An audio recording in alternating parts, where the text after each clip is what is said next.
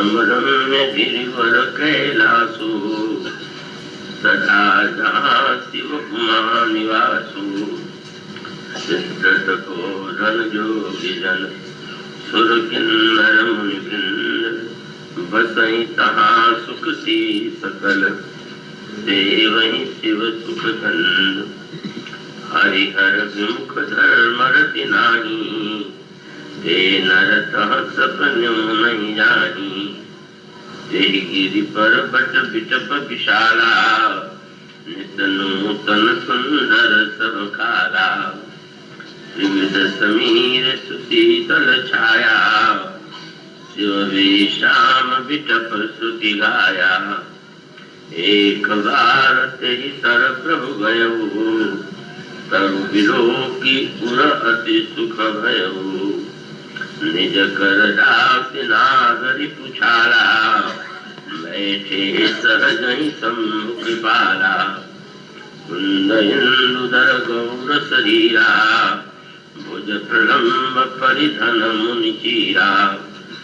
तरुण अरुण अम्बुज समचरणा, नख दुति भगत हृदय समहरणा। भुजग भूति भूषण त्रिपुरारी, आनन शरद चंद्र छविहारी।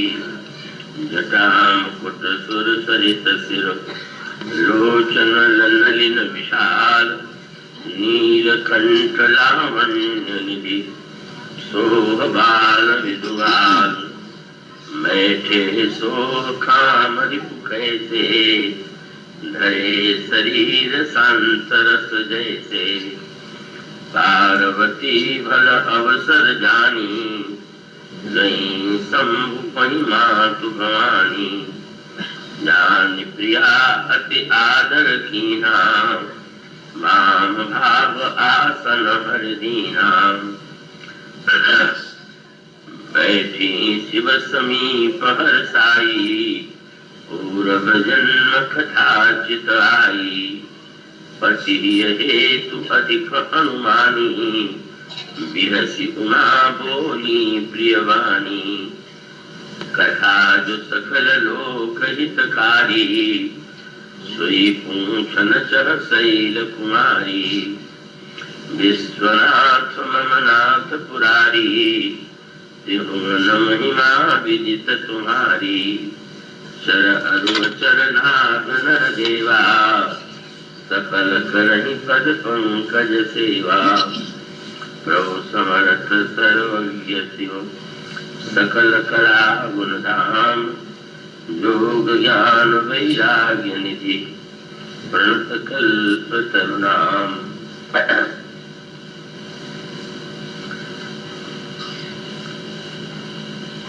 भगवान भक्त वत्सल के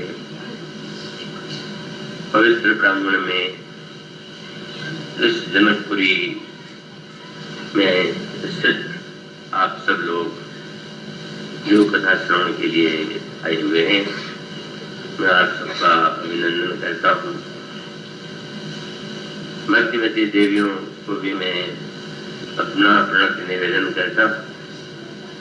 और आइए, जो प्रसंग 2 दिन पहले प्रारंभ किया गया था, उस पर आगे कुछ और विचार करें। भगवान की कथा की महिमा और उसका प्रतिपादन आप मानस की पंक्तियों में विस्तार से सुनते हैं, पढ़ते हैं। हमारे गुरु श्री ब्रह्मचारी जी ने भी पहले दिन कथा की महिमा सुनाई थी, किंतु कभी कभी यह लगने लगता है कि यह कथा की महिमा कहीं अतिशयोक्ति तो नहीं है, कहीं यह बात बढ़ा करके कहने की चेष्टा तो नहीं की गई है। और यदि ऐसा नहीं है, बताई हुई महिमा सही है, तो हमारे जीवन में वह सही अर्थों में उस महिमा का अनुभव क्यों नहीं होता? जिसे कहते हैं और सुनते हैं, पर इतना होते हुए भी जीवन में जब समस्याएं आती हैं तो हम उन विचारों को क्रियान्वित नहीं कर पाते। क्या है इसका कारण? मानस में मानव राम कथा से पहले इसीलिए भगवान शिव के चरित्र का बड़े विस्तार से वर्णन किया गया और भारद्वाज जी ने याज्ञवल्क्य से ये कहा कि तुमने यद्यपि राम कथा के विषय में मुझसे प्रश्न किया, पर यदि मैं तुम्हें इतने विस्तार से शिव की कथा सुना रहा हूं तो वस्तुतः मैं देखना चाहता था कि तुम कथा श्रवण के अधिकारी हो कि नहीं। और इस समय भगवान शिव की कथा सुन करके तुम्हारी जिस भाव दशा को मैं देख रहा हूं, मुझे स्पष्ट लगता है कि तुम सही अर्थों में राम कथा श्रवण कर सकते हो, करने के अधिकारी। तो इसका तात्पर्य ये है कि वैसे तो श्रोताओं की संख्या आयोजनों में बहुत बड़ी हो सकती है, होती है, किंतु सही अर्थों में जिसे श्रोता कहते हैं, श्रोता का जो लक्षण है तो वो बहुत कम व्यक्तियों में पाया जाता है। और इसलिए जो हमारे अंतःकरण में सुनने के लिए, श्रोता बनने के लिए जिन विशेषताओं की आवश्यकता है और श्रोता के समक्ष जो समस्याएं आती हैं, अगर प्रारंभ में हम उस पर दृष्टि डालें और उस रूप में हम श्रोता बनने की चेष्टा करें जिस रूप में हम पार्वती जी के चरित्र में पाते हैं, श्री गरुड़ जी के चरित्र में पाते हैं, अथवा महर्षि भारद्वाज के चरित्र में पाते हैं, तो निश्चित रूप से कथा हमारे लिए विशेष कल्याणकारी सिद्ध होगी। यूं तो श्रवण से लाभ तो होता ही है, पर प्रश्न इतना ही है कि कितना लाभ होता है, कितने समय में लाभ होता है। तो इस संदर्भ में भगवान शंकर और पार्वती के चरित्र में यह संकेत किया गया कि यह जो भगवती पार्वती है जिन्हें भगवान शंकर ने कथा सुनाई, वे पूर्व जन्म में सती थी। सती पतिव्रता को कहते हैं। मानो वो इतनी बड़ी पतिव्रता के रूप में वंदनीय थी कि अन्य किसी पतिव्रता की भी प्रशंसा करें तो उसको सती कर करके पुकारते हैं कि तो बड़ी सती। तो परम सती इसका अभिप्राय की पातिव्रत धर्म में स्थित है और बड़े ही महान पिता की पुत्री। दक्ष कोई साधारण व्यक्ति तो नहीं थे। दक्ष तो ब्रह्मा जी के पुत्रों में से एक है और ब्रह्मा ने एक विशेष कार्य दक्ष को सौंपा। ब्रह्मा को आदेश मिला सृष्टि के निर्माण का, सृष्टि के विस्तार का, सृष्टि के बनाने का। और तब प्रारंभ में ब्रह्मा ने यह सोचा कि अगर संसार का विस्तार करना है तो पहले पुत्रों का जन्म होगा तो वही सृष्टि का आगे चल करके विस्तार करेंगे। पर प्रारंभ में उनके द्वारा जिन पुत्रों का जन्म हुआ वह शरीर से नहीं था, उनके मन से था। तो मन के द्वारा जो पुत्र उत्पन्न हुए, चाहे वो देवर्षि नारद हो, चाहे सनक सनंदन सनातन संत कुमार हो, जब ब्रह्मा ने उनको आदेश दिया कि आप लोग संसार का निर्माण करें, विस्तार करें, तो स्वाभाविक रूप से बहुत ही बड़े महत्व का सूत्र है। तो शारीरिक भावना से मुक्त थे, शरीर से उनका जन्म नहीं हुआ था, शरीर के प्रति उनके मन के जीवन में महत्व बुद्धि नहीं थी, इसलिए उन्होंने ये कार्य स्वीकार कर दिया। उन्होंने कहा कि नहीं, ये सृष्टि तो, उसका निर्माण तो न जाने कितनी समस्याएं दुख की सृष्टि करने वाली वस्तु है, तो हमारे अंतःकरण में इसकी कोई रुचि नहीं है। और तब यह कार्य जो ब्रह्मा ने सौंपा वो दक्ष को सौंपा। तो ये दो मार्ग जो हमारे यहाँ प्रसिद्ध हैं, निवृत्ति मार्ग और प्रवृत्ति मार्ग। तो कुछ लोगों की मान्यता यह है कि जीवन में त्याग के द्वारा ही व्यक्ति को शांति मिल सकती है, त्याग के द्वारा ही व्यक्ति सुखी हो सकता है। तरंच मात्र भी अगर कहीं जीवन में कोई संग्रह होगा, परिग्रह होगा, कोई इस प्रकार की बात होगी तो कभी भी मनुष्य जो है वो समस्याओं से मुक्त नहीं हो सकता। ये संभव नहीं कि उसके मन में अशांति न हो, उसके मन में चिंता न हो, उसके मन में राग द्वेष न हो। और इसलिए उन्होंने माना त्याग शांति निरंतरम।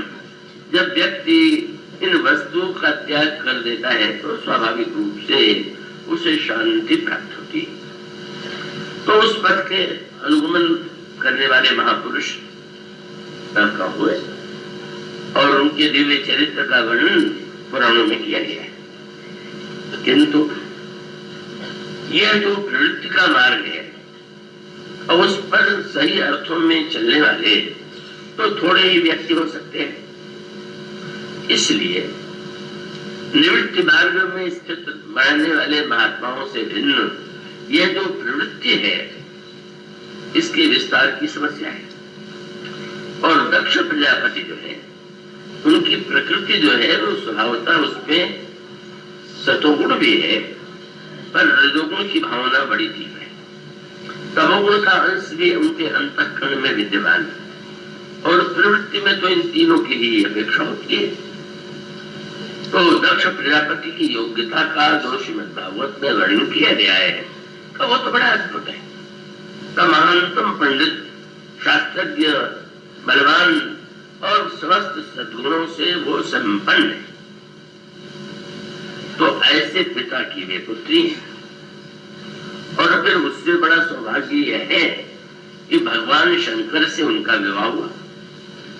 तो इतना बड़ा सौभाग्य कि जिसके पिता दक्ष प्रजापति हो और जिसके पति स्वयं भगवान शंकर हो का उससे बढ़कर के कथा श्रवण का अधिकारी किसे होना चाहिए था। किंतु ऐसा नहीं हुआ। और नहीं हुआ का वो अभिप्राय यह है कि पिता में जो श्रेष्ठ गुण है दक्ष में, और वो एक बहुत गंभीर संकेत है, बहुत से विस्तार से लेने पर उसका पूरा आनंद नहीं ले सकते हैं सभी लोग। उसका अभिप्राय ये है कि आपका हम सबका जो शरीर है वो शरीर तो बना हुआ है माता पिता के माध्यम से, तो स्वाभाविक रूप से वह बालक जो होगा उस माता पिता के संस्कार से पूरी तरह से मुक्त हो, ये कैसे संभव। अगर कोई बर्तन बनाया जाएगा तो जो बर्तन जिस धातु से बना हुआ होगा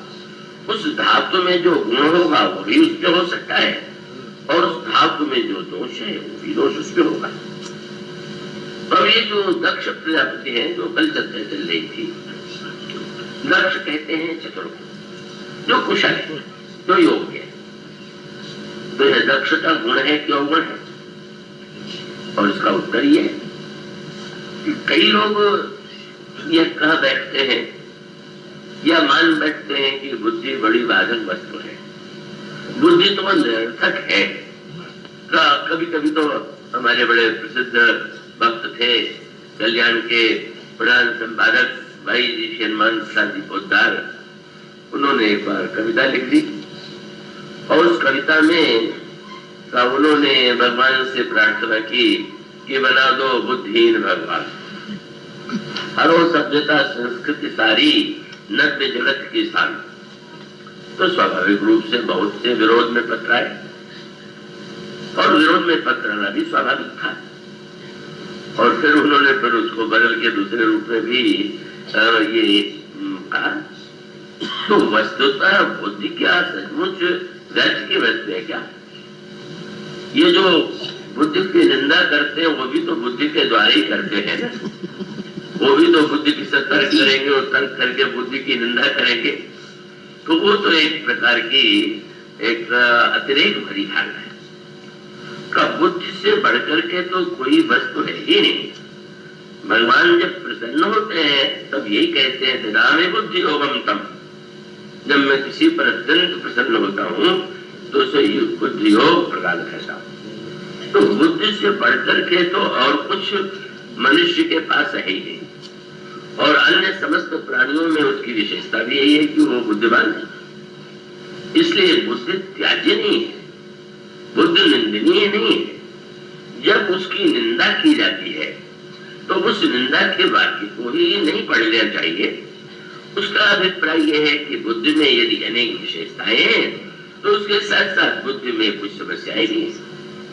और तब व्यक्ति बुद्धि को आप देखेंगे, हमारे यहाँ की यह परंपरा है कि प्रत्येक व्यक्ति को नित्य संध्या करनी चाहिए, और संध्या में आप किसी भी देवता के उपासक क्यों न हो, चाहे भगवान राम क्यों हो, भगवान कृष्ण क्यों हो, भगवान शिव क्यों हो, किसी क्यों हो, पर यह माना जाता है कि प्रत्येक व्यक्ति को गायत्री का जप जो है वो अनिवार्य है। गायत्री का जप करना ही चाहिए, और आप उसके बाद अपने इष्ट मंत्र का जप कर सकते हैं। तो गायत्री मंत्र को जो इतना महत्व दिया गया, उसके मूल में तात्पर्य है कि गायत्री मंत्र का अर्थ ही यही है।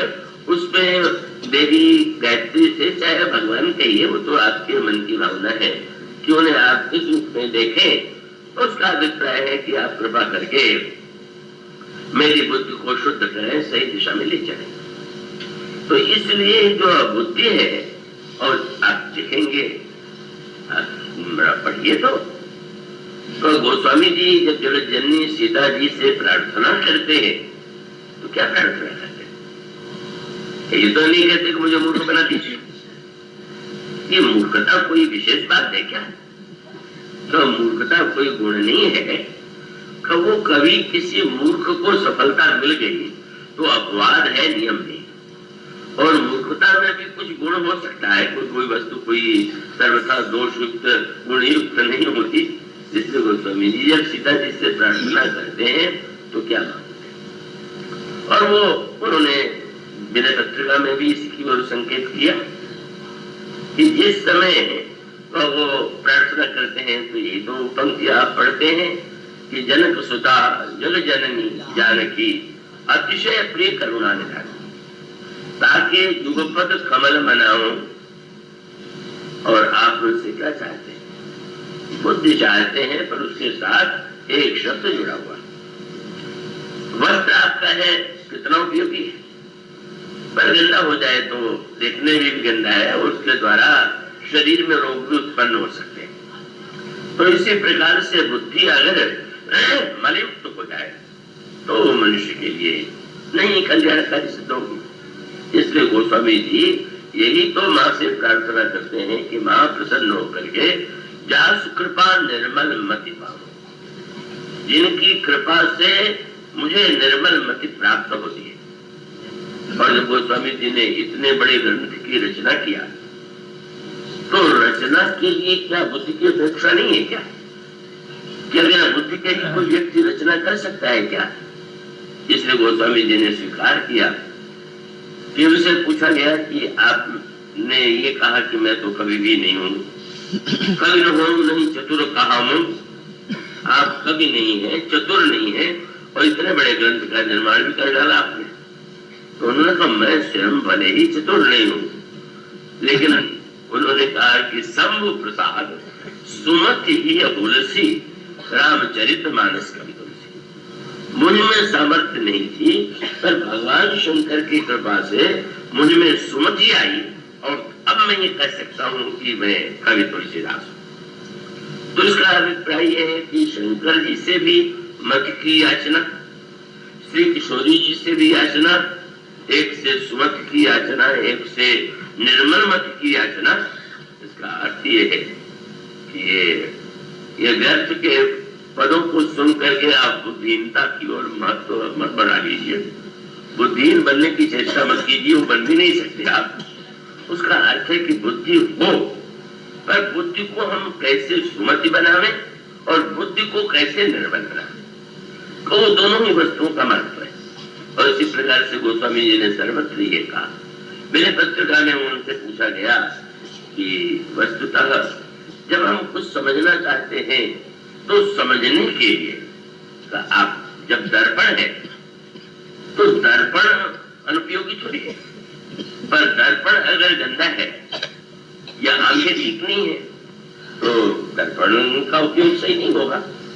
तो आपको चेष्टा करना पड़ता है कि दर्पण भी स्वच्छ करें, और दर्पण स्वच्छ हो लेकिन आपके नेत्र में देखने की शक्ति ही नहीं है, नेत्र में कोई रोग हो तो भी आप उसका सदुपयोग नहीं कर सकते। इसलिए का वस्तुतः गोस्वामी जी का वह पढ़ते हैं, जब वो गुरुदेव की वंदना करते हैं तो गुरुदेव से क्या याचना करते हैं? गुरु प्रसन्न होता है तो गुरु क्या दे देता, और उसका अभिप्राय है कि वो बड़ा प्रसिद्ध पद है चरणदास जी महाराज का। उनसे पूछा गया कि आपने तो बड़ी सेवा की अपने गुरुदेव की, आपको कौन सी सिद्धि मिली? तो उन्होंने यही कहा कि चरणदास गुरु कृपा की ही उलट गई मोरी नयन पुतरिया, मेरी आंखों की पुतली उलट गई। उसका अर्थ है कि दृष्टि बदल गई। दृष्टि वाली बुद्धि है। जब आप पढ़ते हैं ज्ञान नैन निर्खत मन माना, तो मानो यह ज्ञान विराग नैन गुरगारी, तो इसका अभिप्राय है कि सही अर्थों में का मनुष्य के जीवन में जो अपेक्षा है गुरुदेव से वही तो मांगा जाएगा। जब गोस्वामी जी वंदना करते हैं तो ये तो कहते हैं का उनकी प्रार्थना तो यही है कि उभरणी विमल विलोचन ही मिटे दोष दुख भाव रजनी के, मानो विवेक बुद्धि यह विवेक दृष्टि है और फिर मन दर्पण है। इसलिए अयोध्या कांड के प्रारंभ में वे कहते हैं श्री गुरु चरण सरोज रज निज मन मुकुर सुधार। मन का दर्पण भी गुरु के चरणों के आश्रय से शुद्ध हो जाना चाहिए और उनके द्वारा हमें विवेक की दृष्टि भी पानी चाहिए। इसलिए बार बार का बुद्धि योग विवेक यह तो एक सर्वोत्तम वस्तु है, और ये सर्वत्र आपको यही दिखाई देगा कि भगवान जब प्रसन्न होते हैं तो उस प्रसन्नता में उस व्यक्ति को सुमति दे देते हैं, यह निर्मल मति देते रहे हैं। और यहाँ तक भी कहा गया कि ये भक्ति क्या है। तो गोस्वामी जी ने सृष्टि के विलास का वर्ण, सृष्टि का निर्माण कैसे हुआ, तो भौतिकवादी मानते हैं कि ये जड़ से विकास सृष्टि है, और आध्यात्मिक धारणा है कि यह जो सृष्टि है वो चैतन्य का विलास। तो इसलिए वो तो मूल में ही भौतिक विज्ञान और अध्यात्म विज्ञान बिल्कुल एक दूसरे से भिन्न है। दोनों को मिलाने की व्यर्थ की जो चेष्टा है वो कभी नहीं करना चाहिए। तो अभी गणेश जी के दुग्ध पान की बात आई तो बड़ी चर्चा रही, और जब मैं पढ़ता था कि वो वैज्ञानिकों ने कहा तो मुझे आश्चर्य होता था।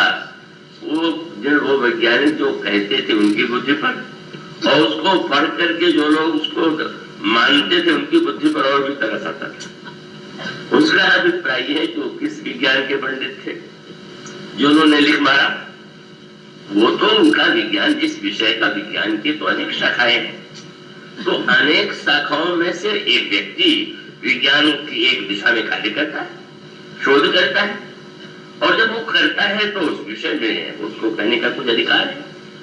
अब वो जिस विषय में अपने आप ये समझते हैं कि जो वनस्पति विद्या और विज्ञान का जानने वाला है, क्या उसके लिए आवश्यक है कि वो तारा नक्षत्रों के विषय में भी जाने? वो तो वैज्ञानिक नाम से जो छद्म नामधारी हैं, और जो जिनकी अनधिकार चेष्टा है, माने जिस विषय में उनका ज्ञान ही नहीं है, वो ये कह सकते हैं कि हाँ हमारे पास जो वैज्ञानिक मान्यता है वो उससे भेद नहीं खाता। और उसका अर्थ ये हुआ कि वस्तुतः वो दोनों एक कहीं हो ही नहीं सकते। अगर आप वैज्ञानिकों का प्रमाण पत्र लेने की चेष्टा करेंगे तो ये आपको वहीं से प्रारंभ करना पड़ेगा। गणेश जी पीते हैं कि नहीं, पहले तो यही प्रश्न होगा कि ईश्वर है भी कि नहीं। विज्ञान ने तो आज तक ईश्वर की सत्ता को स्वीकार नहीं किया, कोई से प्रमाण नहीं मिला। तो अगर आप बहुत बड़े विज्ञान के प्रेमी हो तो पहले नास्तिक बन जाइए कि नहीं ईश्वर नहीं, क्योंकि तो समाचार पत्र में फलाने वैज्ञानिक ने लिखा है कि वो ईश्वर नहीं है। इसका अर्थ है कि वो दोनों की धारणा ही अलग है, मूल से भिन्न है। जब कोई व्यक्ति सृष्टि को जड़ का विकास मानता है, चाहे वो डार्विन हो या उस प्रकार का, तो वो अपनी पद्धति से वो बात कहता है। पर आध्यात्मिक धारणा तो बिना मूल में ईश्वर को मानने चल ही नहीं सकती। तो इसलिए दोनों को देखने की अपनी यहाँ सीमाएं। अगर कोई भौतिक पदार्थ है तो उस संदर्भ में उस वैज्ञानिक का महत्व है जिसने उस विषय में खोज किया। पर अगर जब मूर्ति विज्ञान की बात आएगी, ईश्वर की बात आएगी, तो मूलतः तो फिर यही प्रश्न है कि ईश्वर है कि नहीं। और ईश्वर नहीं है तो ठीक है, आप बहुत विज्ञान की दृष्टि से बुद्धिमान सिद्ध हो गए। इसका अर्थ है विज्ञान की अपनी सीमाएं हैं और वो अपनी सीमा में जो बात कहते हैं वो ठीक है उस सीमा में, लेकिन उससे भिन्न जो सत्य है। मैं मूर्ति विज्ञान के आचार्य तो प्रहलाद जी थे, वो समाचार पत्र में छपने वाले वैज्ञानिक थोड़ी। माने जिन्होंने पहली बार तुलसीदास जी से किसी ने पूछ दिया कि भगवान तो सर्वत्र है, पर विशेष रूप से पत्थर की मूर्ति की पूजा कब से प्रारंभ हुई, तो गोस्वामी जी ने प्रहलाद का ही दृष्टांत देते हुए कहा ईश्वर सर्वव्यापी है। यह तो एक आध्यात्मिक चिंतन है और उस आध्यात्मिक चिंतन के आधार पर ही सारा धर्म या ज्ञान या भक्ति टिकी हुई है। तो फिर ऐसी स्थिति में गोस्वामी जी ने वो जो चित्र प्रस्तुत किया कि एक और नास्तिक है नरकश्यपु और दूसरी ओर आस्तिक प्रहलाद। संसार में प्रहलाद से बढ़कर के कोई आस्तिक नहीं हुआ और नरकश्यपु से बढ़ के नास्तिक नहीं हुआ। ये सब तो नकली नास्तिक है, इनकी नास्तिकता तो बहुत ही वो बिल्कुल कुछ है, नास्तिक भी नहीं है। वो तो नास्तिक जो कहते हैं वो शायद एक किसी मिथ्या भ्रांति बस कहते हैं। वो यही एक श्रोता है, उनके सुपुत्र मुझसे मिले, वो नैवत थे थोड़ा, तो ईश्वर के विषय में कई ईश्वर की सत्ता का तो कोई प्रमाण नहीं है और कुछ नहीं है। तो मैंने देख लिया, तो धीरे धीरे अभी तुम जिस विषय में अध्ययन कर रहे हो उस विषय में चलो, आगे ईश्वर की जब जिज्ञासा उत्पन्न हो तो ईश्वर के बारे में चर्चा होगी। मैं गया एक वर्ष बाद वाराणसी संकट मोचन हनुमान जी का दर्शन करने, तो देखा वही दैवत हाथ जोड़े खड़े। मेरे तो परिचित ही निकल करके आए, तो मैंने कहा भाई लगता है हनुमान जी पर तुम्हारी श्रद्धा हो गई है। तो उनका कि देखिए हुई तो नहीं है, कहले परीक्षा होने वाली है और सायंकाल के समय छात्रावास के सारे विद्यार्थी दर्शन करने आते हैं, तो मुझे इतना डर लगता है कि सचमुच नहीं हुए और फेल कर दिया तो अच्छा है, चलो दर्शन भी हो जाएगा, घूम भी आएंगे। तो वो तो नास्तिक क्या हुआ, वो तो एक अस्तर चित्र वाला व्यक्ति उसको कहीं पढ़ लिया, नास्तिक तो नास्तिक तो कैसे उठा कि जिसने कहा ईश्वर कहीं नहीं, और कहने के पहले उसने प्रकृति के प्रत्येक वर्ग में प्रवेश किया।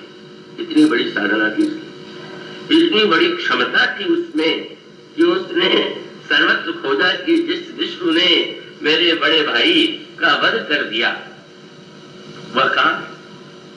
तो जो सब जगह खोद के कहे कि ईश्वर कहीं नहीं है वह असली नास्तिक है, और घर में बैठे पुस्तक पढ़ के जो कह दे ईश्वर नहीं है वो तो नकली नास्तिक है।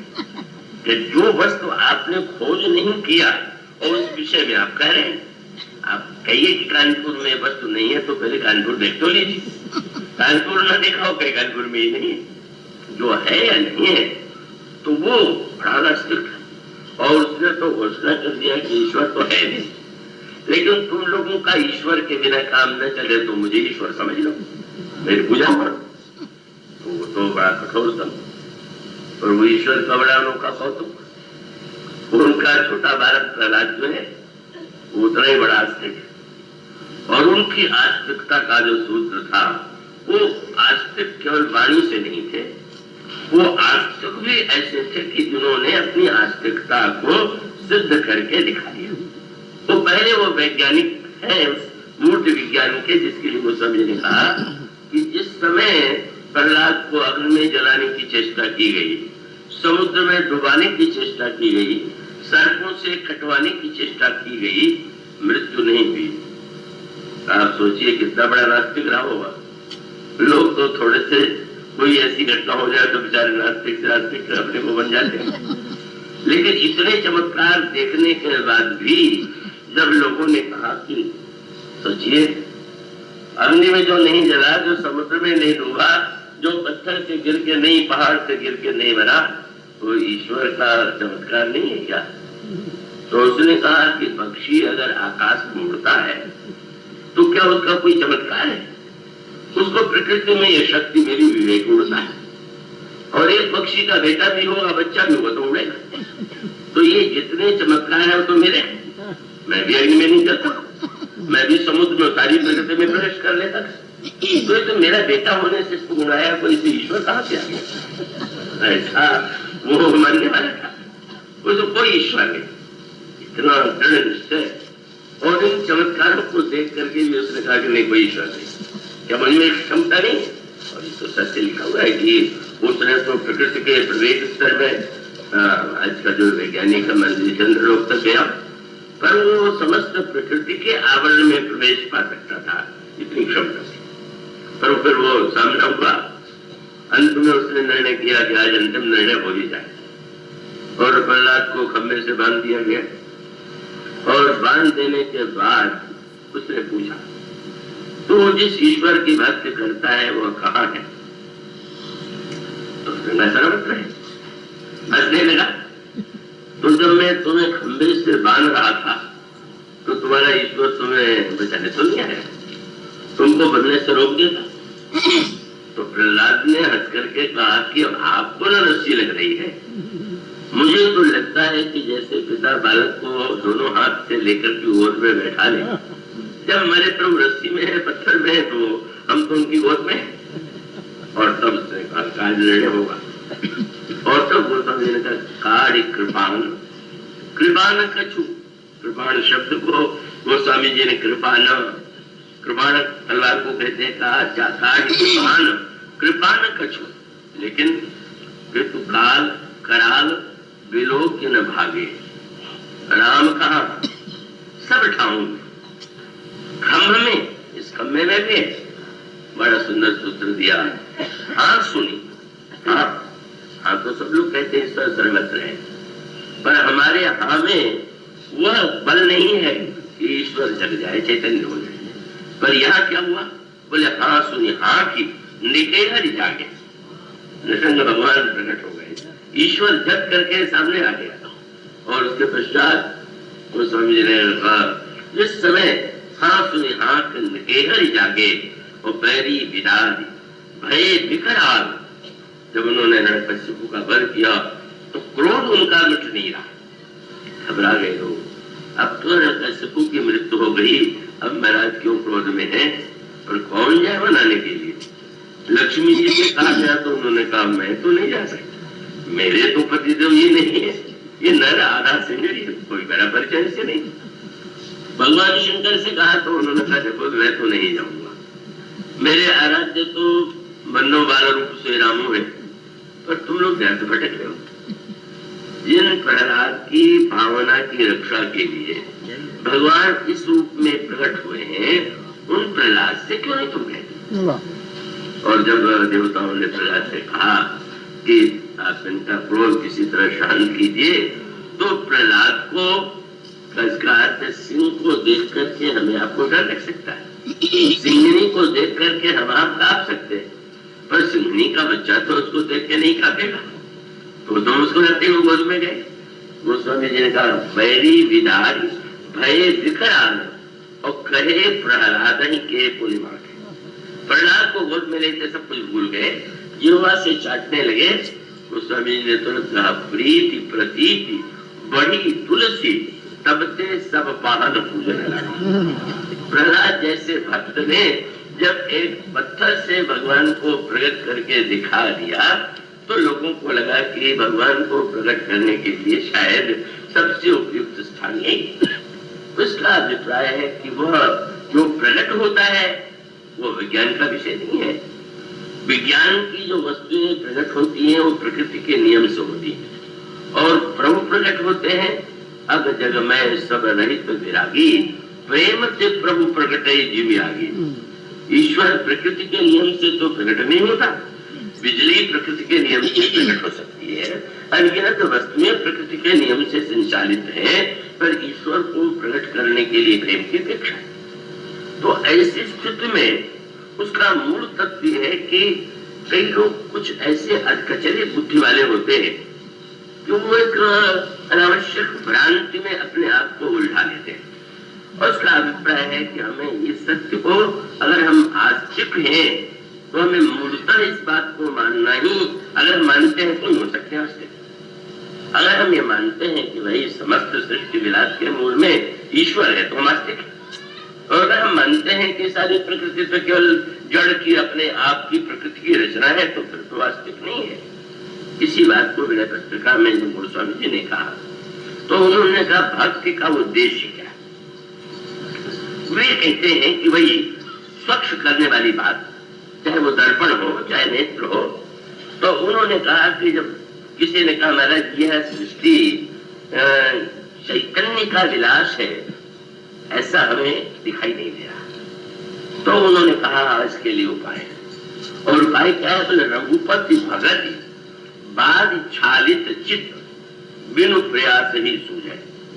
जब भगवान की भक्ति करते करते हमारी बुद्धि शुद्ध हो जाती है, हमारी दृष्टि शुद्ध हो जाती है, तो भक्ति के द्वारा उस शुद्धता के आने के पश्चात वे कहते हैं तुलसीदास यह चिद विलास है, ये जड़ का विकास नहीं चैतन्य का विलास है। और उसके लिए बड़ा सुंदर शब्द उन्होंने कहा है, तो लेकिन बूझत बूझत बूझे, उसके लिए समय लगता है।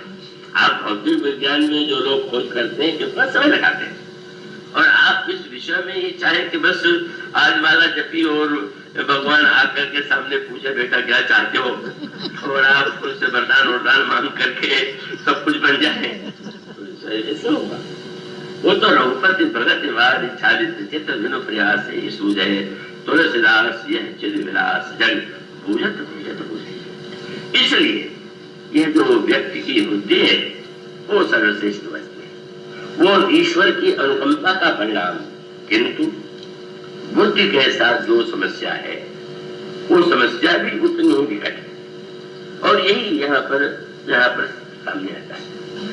इसका अभिप्राय यह है कि बुद्धि को गोस्वामी जी ने शंकर जी या सीता जी से जोड़ा, तो उसका अभिप्राय है कि यूं आप समझ लें कि एक व्यक्ति के पास वस्तु है, कई लोग बड़े गर्व से कहते हैं मैंने ये उत्तराधिकार में नहीं पाया, मैंने ये पुरुषार्थ का, मैंने स्वयं का निर्माण किया। जब कोई व्यक्ति कहता है तो उसके पीछे उसका गर्व होता है, मेरा पुरुषार्थ मैंने पाया। गोस्वामी जी से ये बात बड़ी मीठी आती है, जिस तरह भरत जी और श्री राम का मिलन हुआ, तो गोस्वामी जी से किसी ने कहा कि आप इस दशा का बड़ा विलक्षण बड़ी स्थिति है, न श्री भरत बोल रहे हैं न श्री राम बोल रहे हैं, दोनों में मिलन हो, प्रेम के आंसू दोनों की आंखों में बह रहे हैं। ऐसा भी नहीं कि कह दे कि शरीर में रोमांच हो रहा है, ऐसा भी नहीं दिखाई देता है कि कहीं कोई क्रिया कोई चिन्ह शरीर में दिखाई दे रहा है, बोल रहे नहीं रहे। तो गोस्वामी जी से कहा गया कि आप वर्णन तो कीजिए, तो गोस्वामी जी ने बहुत बढ़िया बात कहा, जैसे जब कोई नर्तक नाचता है तो नर्तक के नाचने के साथ साथ आप देखते वाद्य और तबला बजता है, और उसकी कला यह नहीं कि वो बस नाचता जाए, अगर वो उस ताल मेल को मिला करके वाद्य के स्वर से अपने स्वर को, तबले के स्वर से अपने ताल को, पद को मिला देगा तो कहेंगे बड़ा कलाकार है, और उससे नहीं मिलाएगा, उधर बज कुछ रहा है, उसका पैर किसी और रूप में थिरक रहा है, ध्वनि हो रही है, तो उसका अर्थ नाचना नहीं जानता। तो गोस्वामी जी ने कहा कभी बेचारा जो है वो नाचता तो है पर तबला बजे तो, बोले अगर यहाँ आंसू होता, यहाँ कोई चिन्ह होता तो उसी के सहारे हम गिर देते। पर उन्होंने कहा कभी अर्थ आखर बल साचा, तो अनवर ताल गति में नट नाचा। लेकिन यहाँ क्या हुआ, बोले यहाँ तो स्थिति है कि अब कोई स्थिति नहीं दिखाई दे रही, और स्थिति नहीं दिखाई दे रही है तो आपने कहा कि उस समय समस्या ये है कि वही आंसू कब आते हैं। जब मन में बहुत आनंद का उद्रेक हो तो आंसू आएगा। वाणी से कोई कब बोलेगा? जब उसको बुद्धि का भान हो कि ये वाक्य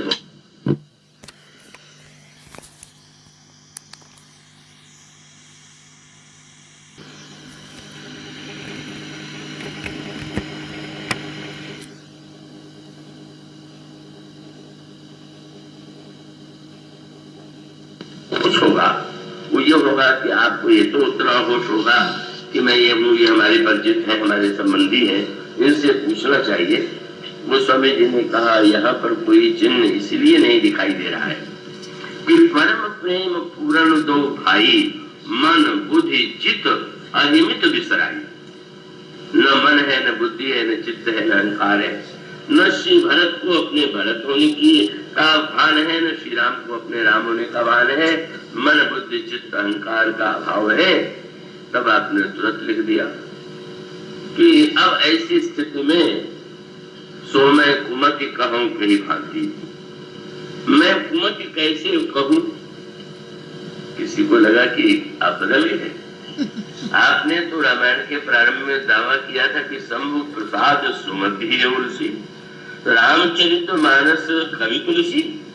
शंकर जी के प्रसाद से मुझ में सुमति आ गई है और मैं रामचरित मानस का कवि तुलसी हूँ। अब कुमति कैसे हो गए? तो बहुत बढ़िया उत्तर गोस्वामी जी ने दिया। आपने किसी से धन लिया हो, पाया हो, किसी बैंक से धन मिला हो और बैंक ही समाप्त हो जाए, तो उन्होंने कहा समस्या यह है कि मैं सुमति तो बन गया, लेकिन यहाँ स्थिति क्या है? बोले अगम स्नेह भरत रघुबर को जह न जाई मन विधि हरिहर को। शंकर जी की बुद्धि नहीं जाती है, उन्हीं से बुद्धि मैंने लिया था, तो जब उन्होंने नहीं दिया तो मैं कुमति तो था ही, फिर से कुमति हो गया। इसका अर्थ ये है कि बुद्धि को जब हम अपनी विशेषता मानेंगे, अपनी योग्यता का परिणाम मानेंगे तो अभिमान उत्पन्न होगा। और जब आप ये मानते हैं कि यह बुद्धि भगवान की दी हुई है, यह सरस्वती जी की दी हुई है, यह गणेश जी की दी हुई है, तो इसका परिणाम ये होता है कि यह ध्यान बना रहता है कि इसमें मेरा कुछ नहीं। और इसका अर्थ है कि बुद्धि के साथ अभिमान ही सबसे बड़ी समस्या है। और व्यक्ति जब देखता है तो बुद्धिमान मैं हूँ, ये मेरी विशेषता है, इसको मिटाने के लिए ही तो प्रार्थना की जाती है। कोई अगर प्रार्थना न करे तो क्या वो प्रवचन नहीं कर सकता है क्या? भाषण नहीं दे सकता है क्या? कितना जोरदार भाषण नेता लोग दिया करते हैं, कैसी गर्जना तर्जना, कितना प्रभावशाली, सारे सुन करके तो क्या वो कोई वंदना करते क्या? नहीं बोलते। पर उन्हें संभवतः लगेगा कि मैं कितना अच्छा बोलता हूँ, लेकिन जो व्यक्ति ये समझ रहा है कि मैं क्या अच्छा बोल रहा हूँ, वो तो वस्तुतः सरस्वती इसीलिए प्रार्थना करते हैं। बार बार यह संकेत ये है कि बुद्धि के साथ आप मूलतः जुड़ा हुआ अनुभव अपने आप को कीजिए। शंकर जी से जोड़ लीजिए, जगत जननी सीता जी से जोड़ लीजिए, सरस्वती या गणेश जी से जोड़ लीजिए। उसका मूल तात्पर्य यह है कि यह हम अनुभव करें कि यह बुद्धि तो इसीलिए बुद्धि के लिए कविता कीजिए। गोस्वामी जी ने एक बड़ी सुंदर बात कही। क्या समझते हैं आप कि कवि लोग कविता बनाते हैं? कहेंगे हम कवि है, हमने इतनी कविता बनाई। पर आपकी कोई कविता बहुत अच्छी क्यों हो जाती है, कोई बिल्कुल बुरी क्यों हो जाती है? आपकी कविता किसी की कविता में इतना रस क्यों हो जाता है? इसको गोस्वामी जी ने समझाने की चेष्टा की। और समझाने का तात्पर्य यह है कि आप मूलतः अपने आप में यह अनुभव कीजिए। और उसके लिए उन्होंने कविता पूर्ण युक्ति का प्रयोग किया कि जैसे मोती की माला बनाना हो, तो मोती तो समुद्र से निकलेगा। मान्यता यह है कि समुद्र में सीप, और उस सीप में जब स्वाति नक्षत्र का जल गिर जाता है तो मोती बन जाता है। प्रत्येक सीप में का वो स्वाति नक्षत्र का जल संयोग की बात है। तो उन्होंने कहा कि समुद्र हो, सीप हो, स्वाति नक्षत्र का जल हो, तब कविता के मोती का जन्म हो। क्या होना चाहिए? उन्होंने कहा हृदय सिंधु, समुद्र के समान तो विशाल हृदय हो, और बुद्धि मध्य सीप समान, बुद्धि सीप के समान। इसमें बुद्धि की निंदा न समझ लीजिएगा। इसका अभिप्राय है कि कहीं विशालता की प्रशंसा होती है और कहीं सूक्ष्मता की। समुद्र में विशालता की प्रशंसा और सीप में तो वो जो लघु है का वो बुद्धि का एक स्वरूप। और बहुत सुंदर बात उन्होंने कही, कविता कब बन जाती है?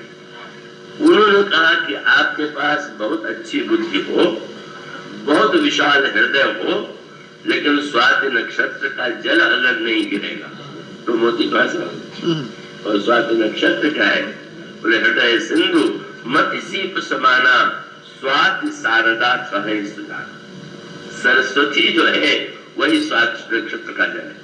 कभी कोई कृपा की बूंद गिर जाती है, आपकी कविता बढ़िया बन जाती है, नहीं तो सीप तो किरो करके माला बनाते ही रहते हैं। सीप के द्वारा आप जो कविता बनाते हैं और मोती के द्वारा जो बनाते हैं मोती, तो यह अनुभव करना चाहिए कि अगर हमें सामर्थ्य होती तो हमारी हर पंक्ति, हमारा हर वाक्य उतना ही प्रभावशाली होता।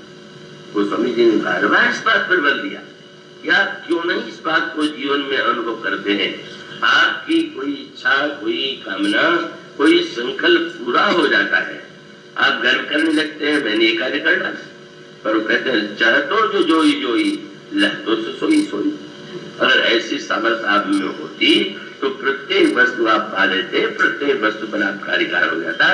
मानो इस सत्य को समझ लेना, ये भी बुद्धि का महानतम फल है। बुद्धि का श्रेष्ठ उपयोग है कि वो अपनी सीमाओं को जाने, अपनी योग्यता के साथ साथ अपनी सीमा को जानना यह अपेक्षित है। और यह इसीलिए वो सभी का जो बरसई बरबार विचारू हो ही कवित मुक्ता मन चालू। और फिर उन्होंने कहा उस कविता के मोती का उपयोग आप पर निर्भर है। और उन्होंने कहा कि अब आपका भगवान राम का चरित्र धागा है और कविता के मोती को उसमें पिरो दीजिए और माला बना लीजिए, और वो माला जो है सज्जन लोग धारण करेंगे, मानो उसका सर्वत्र कहीं पर है। वो स्वामी जी कहते श्रोता कैसा होना चाहिए? फिर वही उन्होंने कहा संत जो है वो मेघ है, समुद्र वेद पुराण समुद्र है, और वर्ष ही राम सुयस बरबारी और मधुर मनोहर मंगलकारी। और तब उन्होंने यही कहा कि उस समय दो वस्तुएं चाहिए। जब वर्षा होती है तो मिट्टी गंदी होगी तो जल गंदा हो जाएगा, और अगर जल गंदा न हो और वो सिमट करके एकत्र न हो सके तो बह जाएगा। तो उनका हृदय की गहराई और बुद्धि की भूमि है और हृदय उसको धारण करने की वस्तु है। तो उन्होंने वहां पर भी यही कहा कि जिस समय व्यक्ति, इसका अभिप्राय अगर हम बुद्धिहीन होंगे तो जो बात कथा में कही गई, जो कहा गया उसको हम समझ नहीं पाएंगे, और अगर हमारा हृदय विशाल नहीं हुआ तो समझ करके भी उसे धारण नहीं कर पाएंगे। इसलिए बुद्धि सर्वश्रेष्ठ वस्तु होते हुए भी उन समस्याओं से जब अपने को मुक्त कर देती है। श्रद्धा माने, श्रद्धा और विश्वास में क्या अंतर है? कई बार लोग प्रश्न करते हैं, और उसका उत्तर यही है कि जो अंतर भगवान शंकर में और पार्वती जी में है वही श्रद्धा और विश्वास बनता है। विश्वास का मार्ग हृदय का मार्ग है और श्रद्धा का मार्ग बुद्धि का मार्ग है। वो लंबा मार्ग है, और वो इसीलिए आप देखेंगे शंकर जी के सामने समस्या नहीं।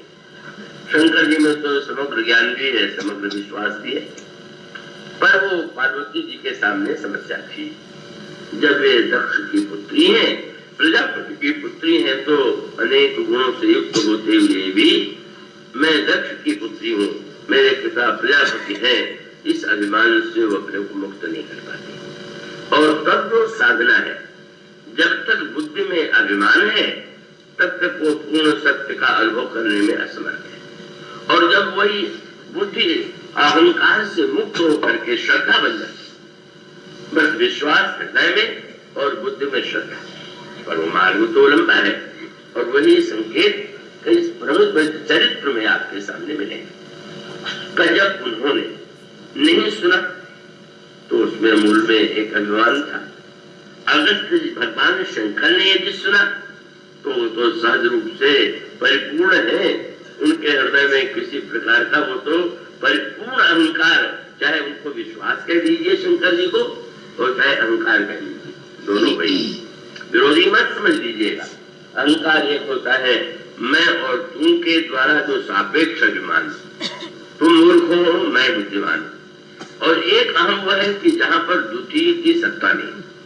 तो भगवान शिव से बढ़कर के तो और कौन हो सकता है। और इसीलिए मानस में कहा गया कि ज्ञान की एक ही कसौटी है कि ज्ञान मान जहाँ एक हो रहा है। जहाँ ज्ञान है वहाँ अभिमान का द्वंद्वात्मक अभिमान तो कभी होगा ही नहीं। और इसलिए का भगवान शंकर उससे मुक्त है।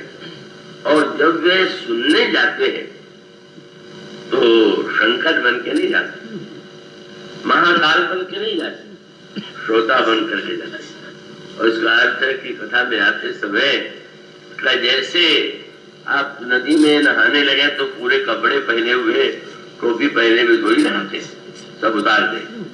इसी तरह से कथा में आइए तो जितना पद का कपड़ा है, पद की टोपी है, पद को सब अलग कर दीजिए। सबसे अलग होकर के जब आप नहाएंगे तब उस स्नान का आनंद आएगा। अगर व्यक्ति को प्रतिक्षण ये ध्यान बना रहे मैं तो ये पदाधिकारी हूँ, मैं तो नेता हूँ, मैं बड़ा विद्वान हूँ, मैं बड़ा धनवान हूँ, तो वो तो सुनते समय भी वो कहाँ से है उस स्थिति का अनुभव करेगा।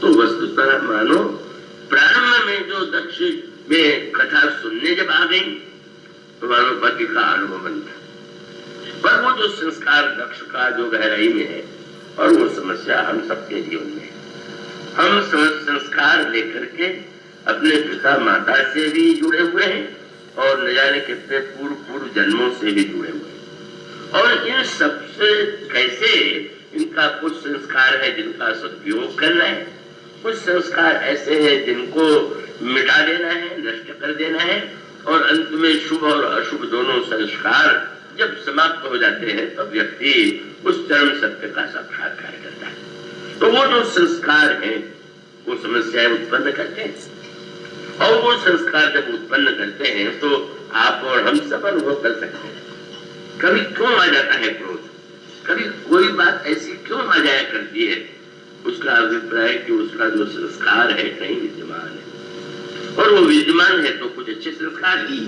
आप यदि कथा में आ जाने की प्रेरणा मिलती है तो उस समय कोई विशुभ संस्कार उस समय आपके जीवन में सक्रिय होता है। और अगर आपके मन में घृणा, ईर्षा, द्वेष की वृत्ति आती है तो कोई अशुभ संस्कार। विजय दोनों का है, विजय दोनों से ही बना है। अशुभ संस्कारों का सदुपयोग करके उससे मुक्त होना है और अशुभ संस्कारों को नष्ट करने की चेष्टा, यही साधना का क्रम है। और इसीलिए ज्ञान दीपक प्रसंग में गोस्वामी जी जब वर्णन करते हैं तो कहते हैं कि अब दोनों लकड़ी जला दो।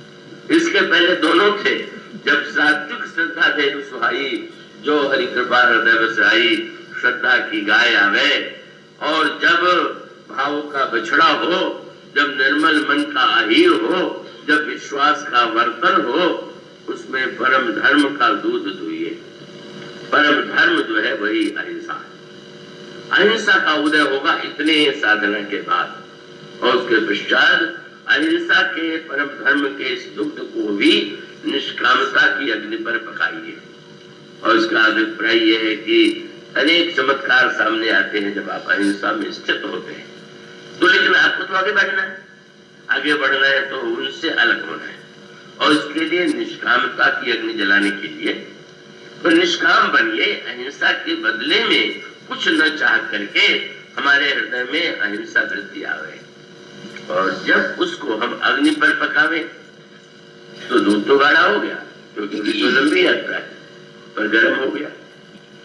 और दही बनाने के लिए बिल्कुल गर्म दूध उपयोगी नहीं है, उसको पहले गर्म भी करना आवश्यक है, और फिर थोड़ा उसको शांति भी, ठंडा भी करना पड़ता है। तो निष्कामता की अग्नि से दूध गाढ़ा तो होता है, पर निष्कामता से थोड़ी गर्मी जरूर आती है। जो लोग निष्काम होते हैं क्या समझते हैं उनको थोड़ी गर्मी होती है, मैं कुछ नहीं चाहता, मुझे किसी की परवाह नहीं, बोले ये गर्मी तो छोड़ना पड़ेगा भाई, अगर आगे बढ़ना है तो निष्कामता का घर भी छोड़िए। कोई पंखा चलाइए, कोई हवा कीजिए, क्या मान लीजिए कोई व्यक्ति बुरा कह दे रहे तो पाखंडी है, ये तो ढोंगी है। अब आपको क्रोध आ गया तो आप तो ज्ञान की दिशा में नहीं बढ़ रहे। तो तुलसीदास जी ने लिखा तो समरुत तब क्षमा जोड़ा है, क्षमा की वायु से, संतोष के पंखे से उसको ठंडा कीजिए और फिर उसमें डालिए जामन। जामन क्या है? बोले धृति सम जामन दे जमावे। धृति जिसको कहते हैं, जो धारणा की दिव्य शक्ति है। साधारण संसार के विषयों को धारण करना और बात है, लेकिन वह धृति जो जिसमें हम जिसके माध्यम से हम अनेक रहस्यमय तत्वों को धारण करने वाली उसको जायता लिए, और जब जम गया तो फिर जमने से भी तो काम नहीं बनेगा। और उसके बाद बोलिए मथिए, नहीं बचने लगेंगे तो कैसे बचेंगे? बोले मुदिता, मथने वाली कौन सी वृत्ति चाहिए? मुदिता। यह मुदिता वृत्ति जब तक नहीं आती बड़ा कठिन। इसलिए जब भगवान राम और सीता जी का विवाह हुआ तो गोस्वामी जी ने कहा ये खबर में बड़ा विनोद हो रहा है, कौतुक हो रहा है, हंसी हो रही, तो हर विवाह में होता है। तो गोस्वामी जी ने कहा नहीं, इसकी यात्रा तो संसार में तो विवाह में पहले कौतुक तो होता ही, विनोद भी होता है, पर विनोद के बाद फिर विरोध और विरोध के बाद फिर संघर्ष, ये जीवन में दिखाई देता है। पर यहाँ बोले कौतुक, विनोद, प्रमोद, प्रेम न जाए कहीं जाने। भगवान राम और सीता जी के विवाह में कौतुक है, कौतुक के बाद विरोध है, और विरोध के बाद विरोध नहीं, जो लड़ पड़ते हैं विरोध विरोध में लड़ पड़ते हैं, और विनोद के पीछे प्रमोद आ गया। यही मुदिता वृत्ति का आधार है। और उसके बाद उसकी चरम परिणति होती है प्रमोद, प्रेम न जाए कहीं जाने। इसलिए मुदिता वृत्ति जो है वह बने वह नारी जो इस दही को मथेगी। और मथानी कौन सी होगी? विचार की मथानी होगी। मुदिता मथई विचार मथानी। और मथानी को आपने देखा होगा, रस्सी रहती है, और रस्सी क्या है? बोले दम आधार, रज सत्य सुवानी। सत्य मानो वह रस्सी है, और सत्य की रस्सी के द्वारा कब विचार की मथानी से जब मंथन करते हैं तो उस समय प्रकट होता है वैराग्य का नौनी। दही को जब मथा, उसमें मक्खन निकल आया, और मक्खन निकल आया तो बहुत बड़ी उपलब्धि हो गई, बहुत बड़ी। इसका अर्थ है इतना कुछ करने के बाद हमारे अंतःकरण में वैराग्य का उदय होगा। कई लोग तो मुझसे जब कहते हैं मुझमें तो वैराग्य आ गया तो मुझे बड़ा आनंद आता है। हम कहते हैं भाई आप जनक जी के मन से होंगे, जनक जी को तो वो सहज प्राप्त था। वैसे तो वैराग्य तो इतनी साधना के बाद आप कल्पना कीजिए, इतना सब के बाद कहीं जा करके तब उत्पन्न हुआ वैराग्य। पर अब भी साधना बाकी है, और बाकी नहीं क्या, बाकी क्या है? बोले मक्खन खाने के लिए तो उपयोगी है, पर सीधे मक्खन से दिया जलावे तो बड़ा गड़बड़ होगा। तो फिर क्या करना है? मक्खन को घी बनाने के लिए उसे भी आग पर चढ़ाना पड़ता है। अब उस वैराग्य के मक्खन को मथने का, मक्खन से घी बनाने के लिए लकड़ी कौन सी?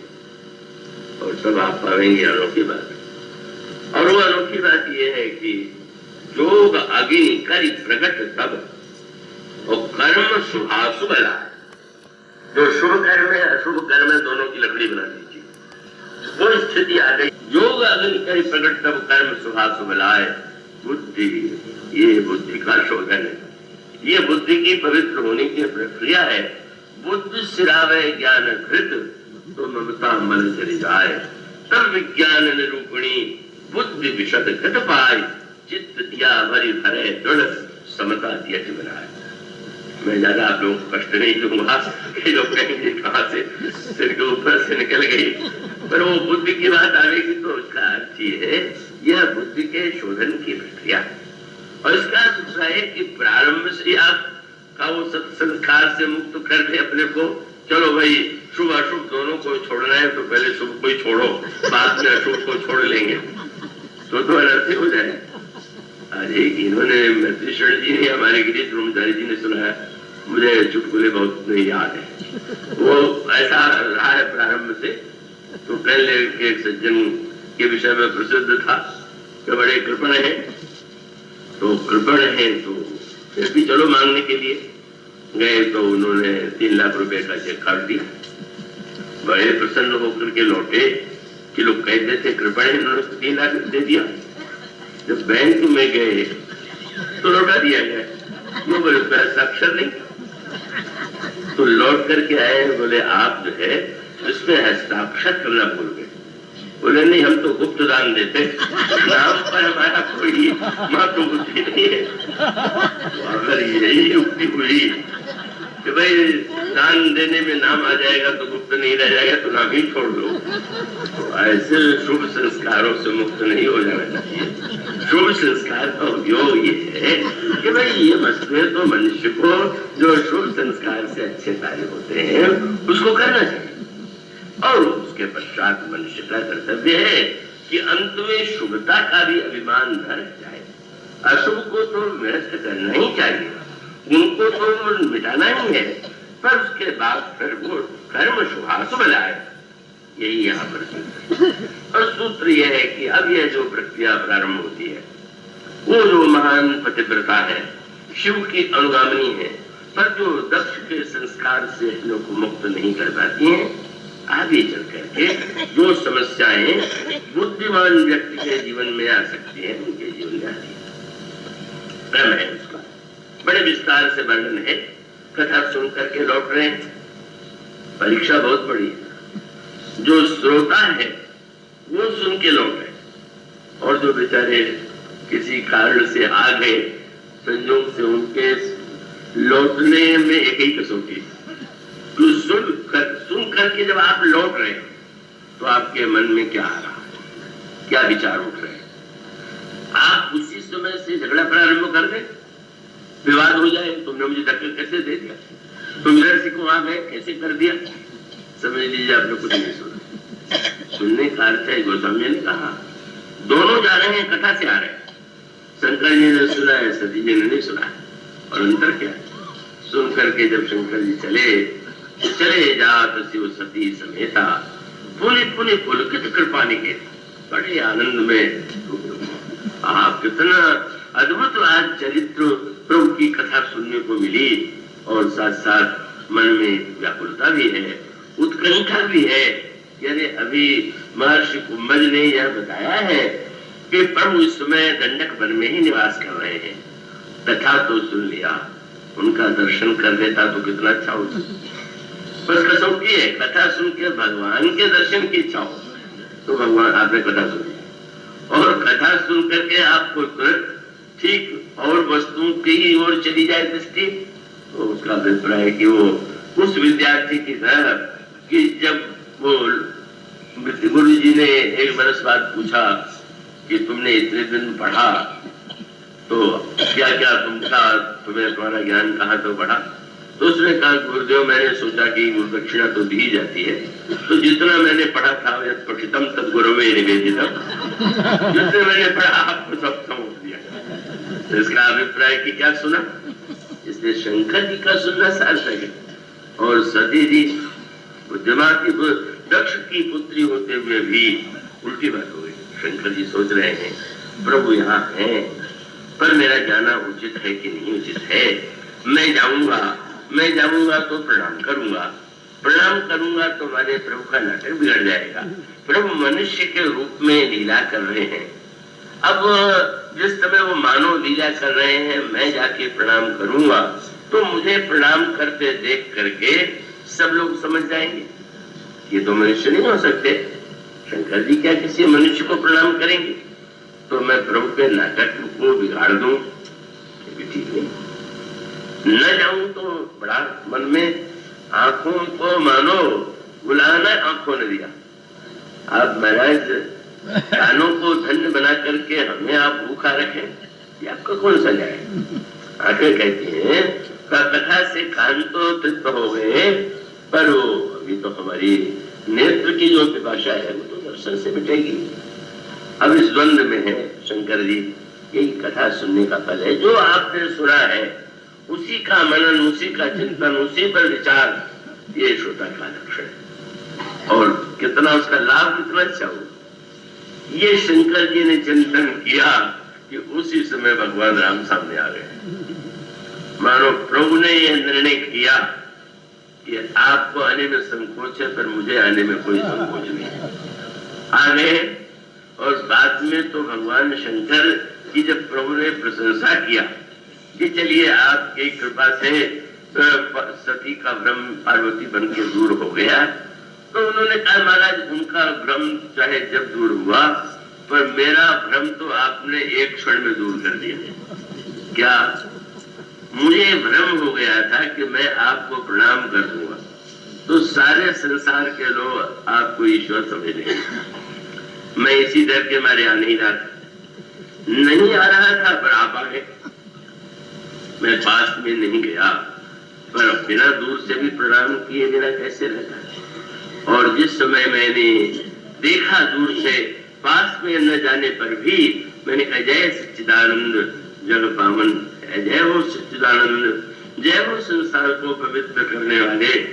बस उस समय महाराज जब मैंने देखा कि सती संदेह में, संशय में ग्रस्त हो गई, मोह में ग्रस्त हो गई, तो उन्होंने सोचा, उन्होंने कहा प्रभु मेरा भ्रम दूर हो गया।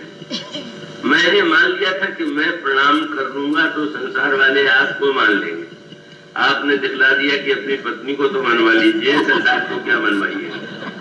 आपकी माया इतनी प्रबल है कि आपके उस माया के समक्ष मैं सती को भी नहीं मनवा पाया, और नहीं मनवा पाया तो कितनी अच्छी बात है। कितना आनंद अनुभव। हमारी बात कोई न माने तो बुरा लग गया, पर शंकर जी सोचने लगे कि देखो तो सती को इतना समझाने पर भी यही सोच है। मानो संकेत यही है, सुनने वाले के हृदय में प्रेम का प्रादुर्भाव है, रस का उदय है, और जो न सुनने वाला है या बुद्धि का अभिमान लेने वाला व्यक्ति जो है संशय, भ्रम, कुतर्क से ग्रस्त होता है, और उसके पश्चात वह लंबी यात्रा प्रारंभ होती है जिसकी अंतिम परिणति सती पार्वती जब बनती है। जब बुद्धि श्रद्धा से ओतप्रोत हो जाती है, तब भगवान की कथा सुनकर के धन्य होती है। तो चर्चा तो कल ही आज बोलिए।